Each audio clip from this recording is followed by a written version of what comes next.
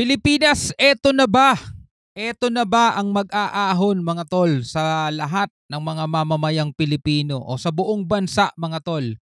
Dahil dito mula kay Kian Thoughts, oil and gas exploration sa Mindanao nagsimula na.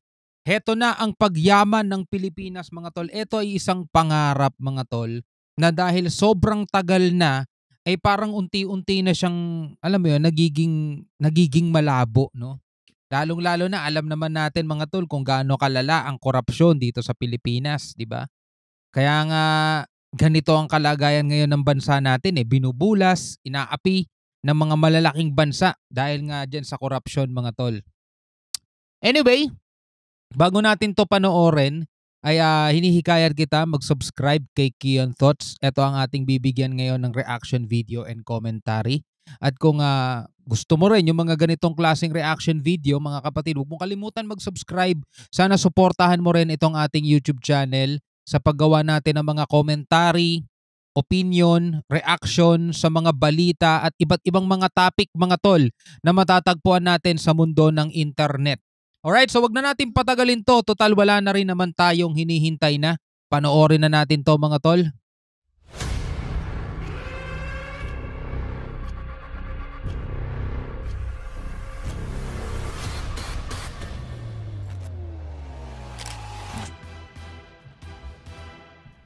Liquefied natural gas o mas kilala bilang methane, isa sa pinakaimportanteng likas na yaman na kaakibat sa paglago ng bawat ekonomiya sa ating mundo. Sa nakalipas na ilang mga dekada ay unti-unti nang natutuyo ang pinagkukunan ng natural gas ng Pilipinas, partikular Sa na Malimpaya, sa nag-iisang Malimpaya. gas field ng ating bansa, ang Malampaya gas Malampaya. field na sinasabing posibleng tuluyan ng maubos pagsapit ng 2027. Ito ang naging dahilan para bigyang importansya ng ating pamahalaan ang paghahanap ng mga panibagong mapagkukunan ng methane o LNG. At ayon nga, di ba, ng mga tol, ayon nga sa usap-usapan na ang West Philippine Sea ay sagana sa mga natural gas. Kaya yung mga nagsasabing dagat lang yan, di ba? Bakit tayo makikipaglaban para dyan sa dagat na yan? Hindi naman natin laban yan, laban ng Amerika at China yan, di ba? Mga tulog sa pansitan yung mga yon mga tol eh, 'di ba? Masyado silang walang pakialam no sa future na hinaharap ng Pilipinas mga tol. Kung napapansin niyo lalong nagmamahal ng presyo ng mga bilihin natin kasi naka-domino effect 'yan. Kapag ka nagmamahal ng mga gasolina, langis, krudo, lahat-lahat 'yan, sunod-sunod yan mga tol, maaapektuhan lahat ng mga pangunahing bilihin natin. So ang gobyerno natin mga tol, magiging inutil naman sila kung hindi nila to gagawan ng paraan. Ano yun, habang buhay na lang tayo mag-i-import ng mga kailangan natin mga tol, dapat meron tayong sarili. At yun nga yung hinahanap ngayon ng ating pamahalaan. At etong nakakahanap tayo ng pwede nating pag-exploran ng mga natural gas, mga tol, meron tayong makakasagupa talaga yung ibang mga bansa na umaangkin din doon sa mga yaman na yan dahil sila mismo alam nila ang halaga niyan para sa ekonomiya nila. Since naman yan ay nakapaloob sa ating exclusive economic zone, karapatan natin yun, dapat natin ipaglaban yun. Diba? So tuloy natin. Bagong kabanata ng ating kasaysayan, maraming mga makabagong lugar sa Pilipinas ang sinasabing hitik na hitik sa deposito ng langis at natural gas. Isa na nga rito ang Ligwasan Marsh at ang malaking bahagi ng Cotabato Basin. Umugong ang mga bali-balita ukol sa oil and gas exploration o ang proseso ng paghahanap ng langis at natural gases sa hekta-hektaryang lupain sa bahagi ng Mindanao upang kalaunan ay makuha at mapakinabangan ng ating bansang Pilipinas. Ayan o, hindi sa West Philippines yan, sa Mindanao yan. Kailangan na talagang kilusan yan ng gobyerno natin para gumaan-gaan naman. Di ba yung dalahin ng bawat Pilipino? Yun nga lang mga tol, ang kinakatakot lang natin mga tol. Tanong, kapag yan ay nakukuhan at napagkakakitaan na, sino makikinabang? Mga Pilipino nga ba o ang iilan? Yan ang tanong mga tol. Inaprobahan na ng ating gobyerno ang isang proyekto para sa bagong yugto ng pagpapalago ng ating ekonomiya. Isang proyekto na ang tanging layunin ay kuhain ang bilyong-bilyong reserba ng langis at natural gases sa Ligwasan Marsh at Cotabato Basin. Ako po si Roy Zen, welcome sa Kien Thoughts. Kung hilig mo mga ganitong videos, mag-like at mag-subscribe para lagi kang updated sa mga susunod na upload. Magandang topic to mga tol kasi para to sa atin eh.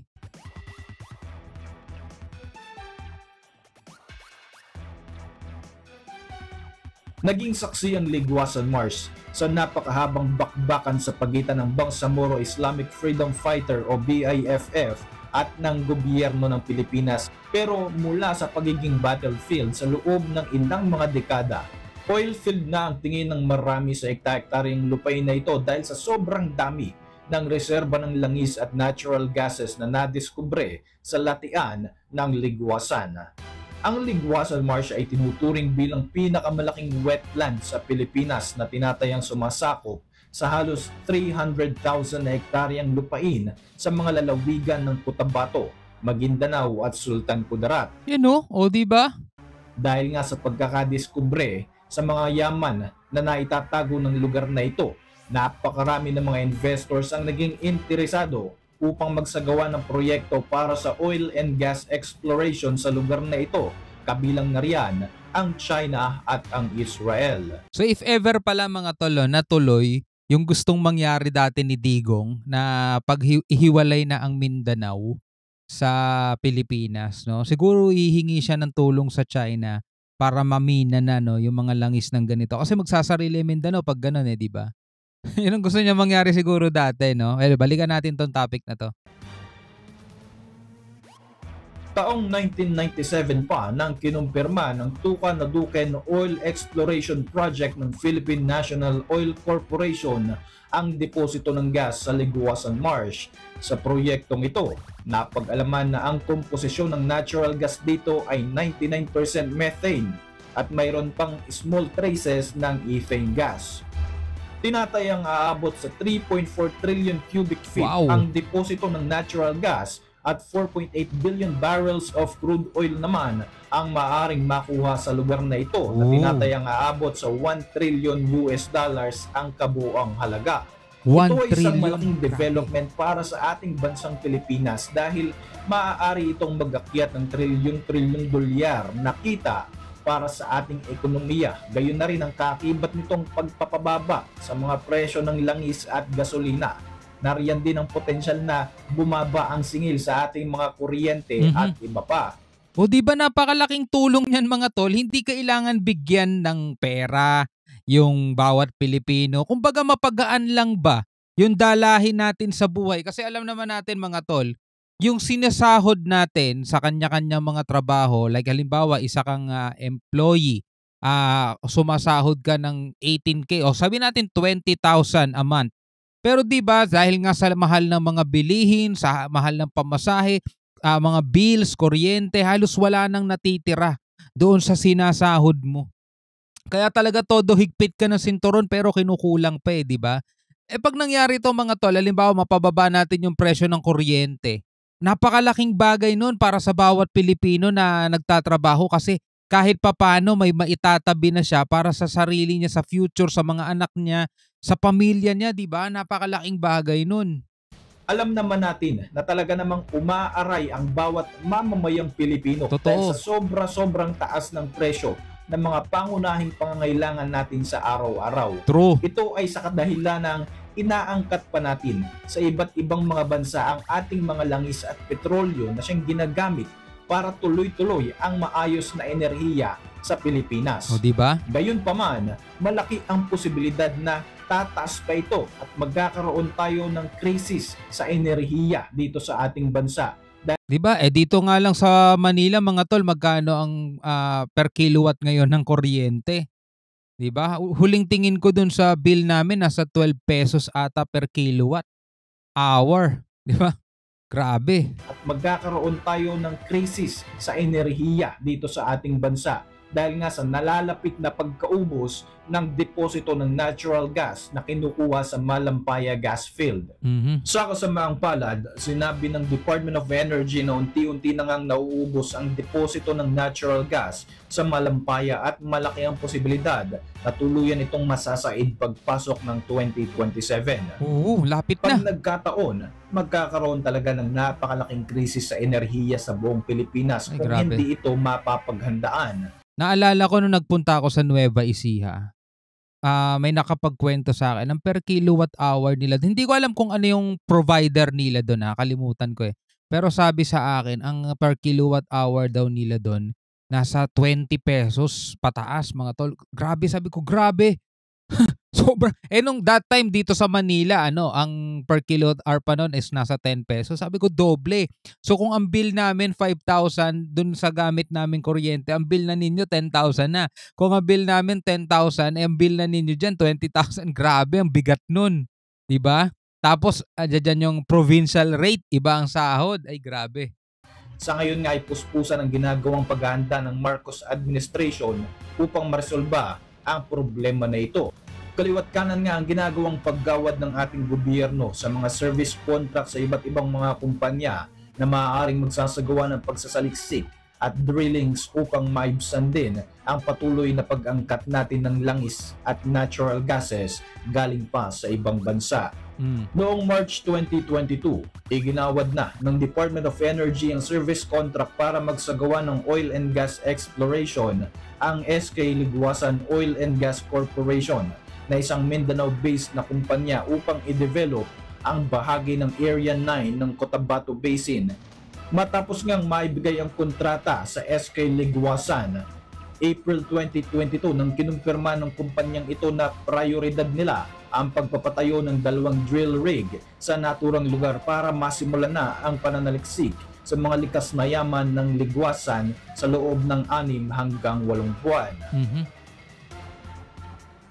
Ang SK Liguasan Oil and Gas Corporation ay isang 100% Filipino-owned company Yun ang na maganda. nakakuha sa naturang service contract number 77 sa Area 9 na sumasakop sa tinatayang 72,000 hectares ng petroleum perspective na matatagpuan sa onshore Cotabato Basin.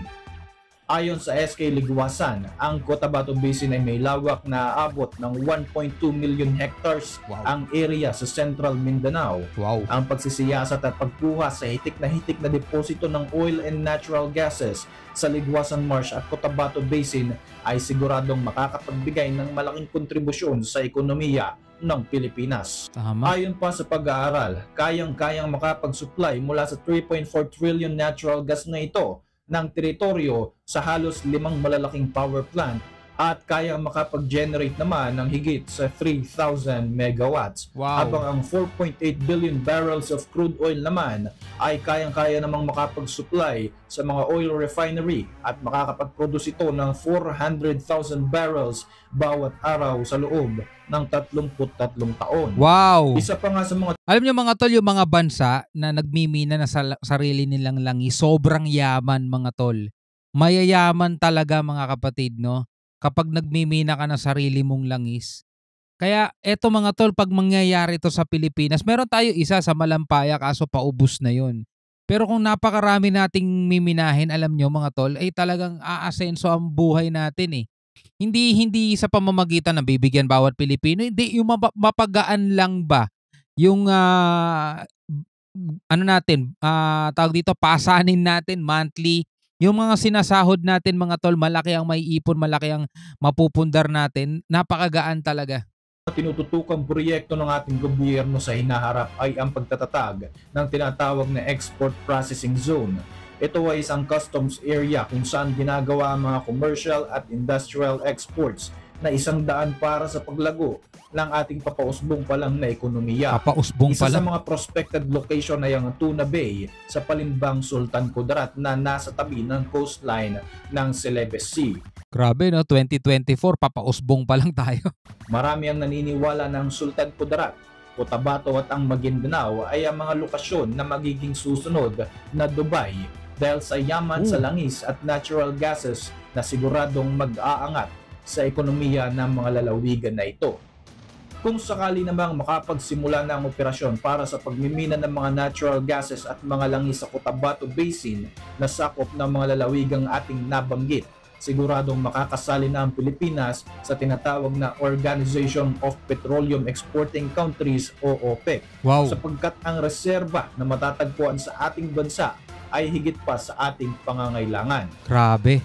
Ayon pa nga sa mga research na isinagawa ng iba't ibang malalaking mga bansa, hindi lamang sa bahagi ng Leguasan Marsh sa Cotabato Basin ang hitik na hitik pagdating sa deposito ng langis at natural gases.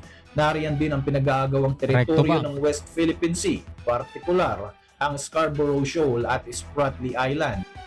Nariyan din ang bilyong-bilyong reserba ng likas na yaman sa Benham Rice o Philippine Rice at sa iba pang mga bahagi ng ating arkipelago ng ating bansang Pilipinas. Dami no. Nakatambak lang yan dyan, nakatiwangwang lang, walang umaano. Ay nako, ang daming bilyonaryo no, dito sa Pilipinas mga tol. Ang nakakatakot lang kasi talaga dyan mga tol, yung korupsyon. Yun ang kahit na marami tayong ganyan, pero kung talagang matindi korupsyon, wala ring mangyayari. Kaya sana talaga eto para sa Pilipino to eh. Hindi naman yan pag may-ari ng kung sino man mga tol eh. Bigay yan ng langit sa atin eh. Kailangan makinabang diyan lahat ng Pilipino. Sa pagsisimula ng operasyon upang masiyasat at makuha ang natural na mga yaman ng langis at mga natural gases ng Leguasan Marsh at ng Cotabato Basin, siguradong malaki ang may tutulong nito sa pilit na bumabangon na ekonomiya ng ating bansang Pilipinas at sa ikapagpapabago ng buhay ng bawat mamamayang Pilipino. Para sa inyong mga reaksyon, diba? Imagine mo mga tol, napakalaki ng maitatabi mo sa mga kinikita mo. Makakapag-invest ka, makakapagpundar ka kasi marami nang natitira. Mababa na presyo ng krudo, mababa presyo ng kuryente. Damay-damay lahat yan mga tol. Makakapamuhay ka ng komportable, diba? Hindi ka man maging kasing yaman ng mga mayayaman talaga dito mga tol. Pero yung tipong wala kang stress, diba? Kayamanan yun mga tol. Anyway, bilang isang Pilipino, ano masasabi mo rito? Comment ka na lang sa ibaba. Hanggang sa muli, ako nga pala si Shobaldi. Peace out.